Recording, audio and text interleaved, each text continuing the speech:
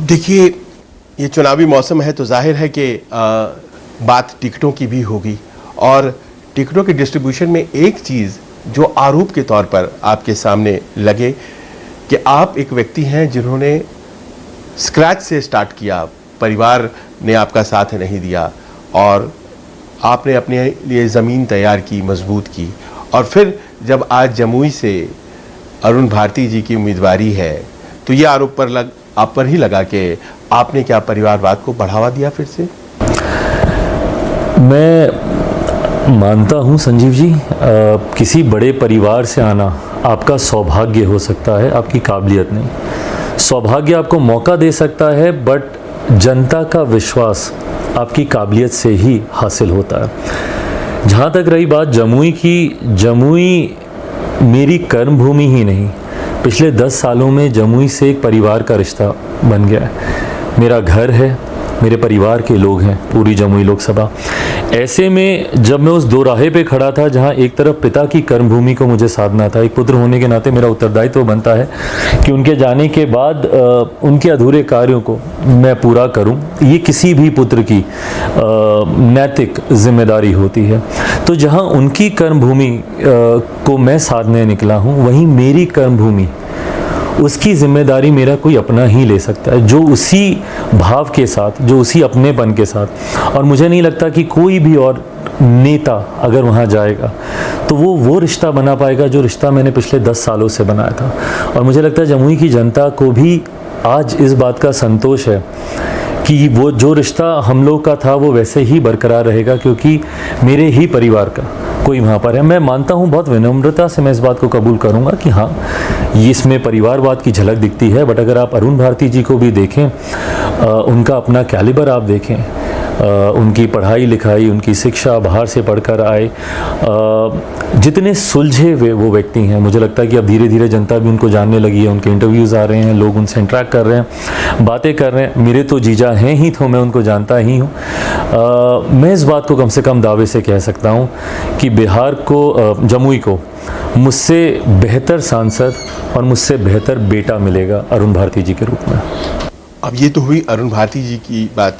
जो भी नाम आ रहे हैं, और उसमें टिकटों में आपने एक युवा टीम जैसा कुछ बनाने का प्रयास किया है, और नए लोग, वैसे लोग जिनका कि पॉलिटिक्स से बहुत ज़्यादा एक्सपोजर नहीं है, ज़्यादातर वैसी टीम, उसके पीछे क्या गणित आपने सोचा? आखिर ऐसे नामों को लेकर के आने के पीछे, क्योंकि बिहार में सब कुछ ये कहा जाता है पॉलिटिकल है, बहुत धुरंधर नेता सब है, ऐसे में ग्रीन हॉर्न्स जिसे कहते हैं अंग्रेजी में, उनको सामने लाने के पीछे की आपकी रणनीति?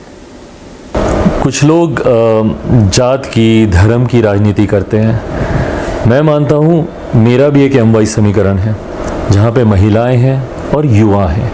मुझे लगता है ये दो बहुत बड़े वर्ग हैं जिनको कहीं ना कहीं, जिनकी अनदेखी होती है राजनीति में। मैं ख़ास तौर पर बोलूँ, और इसीलिए मैं धन्यवाद दूंगा मेरे प्रधानमंत्री जी का कि वो फाइनली वुमेन रिजर्वेशन बिल को वो लेकर आए, जहाँ पे महिलाओं को उनका अधिकार मिला, जहाँ पे महिलाओं को उनकी क्षमता के अनुसार उनको सम्मान मिला।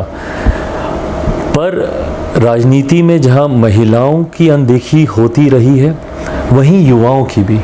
लोग बोलते हैं अनुभव, मौका जब तक मिलेगा नहीं। मैं मानता हूं कि अनुभव भी ज़रूरी है, बट अनुभव के साथ साथ युवाओं का जोश भी ज़रूरी है। मेरे पास बहुत सीमित संख्या थी, मात्र 5 सीटों पर मैं चुनाव लड़ रहा हूँ। इन 5 सीटों पर संजीव जी, हम लोगों ने हर सीट पर बहुत गहन चिंतन किया है, बहुत स्टडी की है, बट हाँ, मैंने अपनी उस प्राथमिकता को बरकरार रखा है, महिलाओं का रिप्रेजेंटेशन, युवाओं का रिप्रेजेंटेशन, इन एडिशन टू अनुभव। तो जब ये सारे नाम सामने आएंगे तो आपको उसमें महिलाएं भी दिखेंगी, आपको उसमें युवा भी दिखेंगे, आपको अनुभव भी दिखेगा और युवाओं का जोश भी दिखेगा।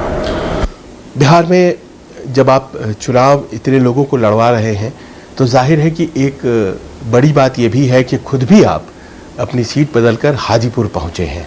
हाजीपुर आपके लिए, आपने हमेशा कहा है कि एक इमोशनल पार्ट प्ले करता रहा है जीवन भर, इस बार भी वो करने जा रहा है। पर इस इमोशन में बहुत सी ऐसी भी बातें हैं जो शायद आपने पहले कन्फ्रंट नहीं किया था। चाचा जी का विरोध, आपके पास उस तरह के भी लोग आते होंगे जो कहते होंगे कि ये आपने गलत किया, सही नहीं हुआ, ये परिवार में ही होती है लड़ाई, परिवार ही एक होता है। तो उन सब परिस्थितियों से कैसे आप निपट रहे हैं? मुझे लगता है ये सब चीज़ें बहुत पीछे रह गई हैं मेरे, मैं बहुत आगे निकल गया हूँ इन सब चीज़ों से। इन द सेंस मेरे लिए अब सिर्फ मेरा काम मेरी प्राथमिकता है, और जो जिम्मेदारी मैंने ली है बिहार को फर्स्ट बनाने की, बिहारियों को फर्स्ट बनाने के लिए, जिसके लिए ज़रूरी है कि बिहार का हर एक ज़िला विकसित हो, मैं उस सोच के साथ मैं आगे बढ़ रहा हूँ। आज मेरे लिए संजीव जी ये गर्व की बात होती है, 10 साल मैं जमुई का सांसद रहा। 2014 में नीति आयोग की रिपोर्ट में जमुई 99 पायदान पर था।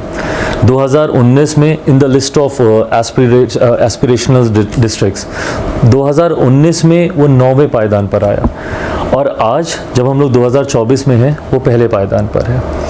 इसी सोच को धरातल पर उतारने की दृष्टि से मैं आगे बढ़ रहा हूँ।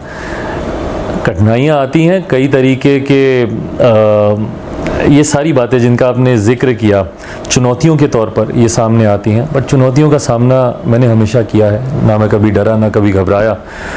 तब भी मैंने चुनौतियों का डट कर सामना किया था जब मुझे मेरे ही परिवार से निकाल दिया गया था, तब भी मैंने किया था जब मुझे मेरी ही पार्टी से, मेरे पिता ने जिस पार्टी को बनाया, मुझसे मेरी पार्टी का नाम छीन लिया गया, सिंबल छीन लिया गया, घर से निकाल दिया गया, तब भी मैं डरा नहीं, घबराया नहीं, बैठा नहीं, डट कर उसका सामना किया। तो आज भी जिस भी परिस्थिति में जो भी चुनौती आएगी उसका सामना करूंगा। पर ये तो एक प्रश्न के रूप में सामने है ही कि बहुत से लोगों जिन्होंने आपका साथ छोड़ा, आपने दिल बड़ा किया, बहुत से लोग आए आपकी पार्टी में, तो क्या परिवार के लिए दिल बड़ा नहीं करेंगे? क्या कोई रिप्रोचमा, किसी तरह की फिर से रिकन्सिलिएशन, उसकी गुंजाइश है आप? देखिए, पहली बात तो मैं बहुत छोटा हूँ किसी के लिए भी दिल बड़ा करने के लिए, क्योंकि ऐसे विषयों पर मेरे परिवार में घर के बड़े ही फैसला लेते हैं। परिवार से अलग होने का फैसला भी चाचा जी का ही था, परिवार में आना है, पार्टी को एक करना है, नहीं करना, ये फैसला भी इवेंचुअली उन्हीं को लेना है। मुझसे जितना प्रयास हुआ मैंने किया। एक बार भाजपा के द्वारा भी ये प्रयास किया गया था मध्यस्थता कराने का, मैं नाम लेकर कह सकता हूँ, नित्यानंद राय जी आए थे मेरे पास, उन्होंने प्रस्ताव रखा था कि आप चलिए, चाचा से आप मिलिएगा, आप छोटे हैं। मैंने कहा मुझे कोई दिक्कत नहीं है, मैं जाऊँगा, मैं मिलूँगा। और फिर उसके बाद उनको था कि वो आएंगे और मम्मी से मुलाकात करेंगे। मैं तो तैयार था इसके लिए, पर जब वो चाचा के पास गए तो जैसे वो हमेशा कहते हैं नेवर नेवर नेवर, तो उन्होंने सारे दरवाजे खुद ही बंद कर रखे हैं, तो मेरे पास कोई विकल्प ही नहीं है।